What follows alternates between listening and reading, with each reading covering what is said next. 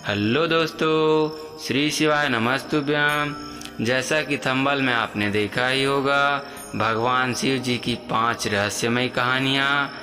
इस वीडियो में हम आपको एक अनोखी और रहस्यमय कहानी के बारे में बताएंगे, तो आप इस वीडियो में बने रहें।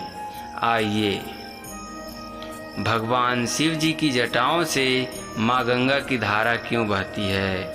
भगवान शिव जी से जुड़ी हर चीज़ की कोई न कोई मायने जरूर होते हैं।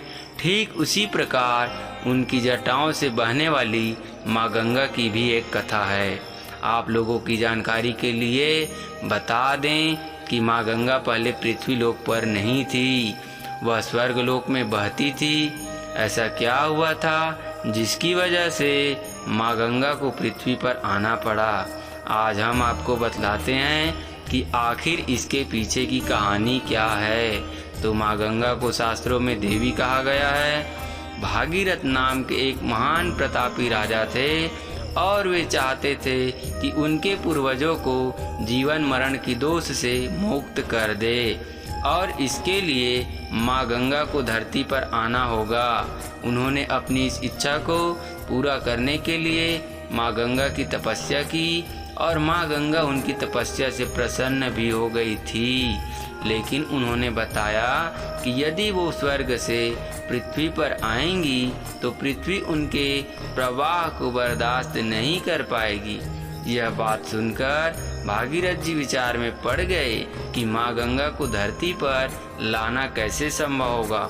फिर भागीरथ जी ने शिव जी की तपस्या की और शिव जी को प्रसन्न भी कर लिया।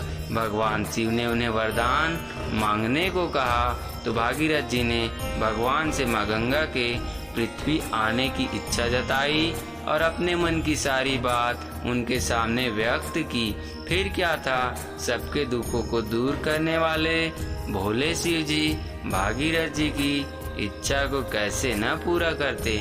जैसे ही माँ गंगा पृथ्वी पर आने लगी, प्रभु ने उन्हें अपनी जटाओं में धारण कर लिया और फिर उनकी जटाओं से माँ गंगा जी की 7 धाराएं प्रवाहित हो गई।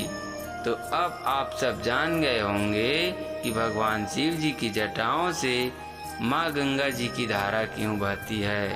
तो दोस्तों, ये थी 5 अनोखी और रहस्यमय कहानियों में से एक कहानी।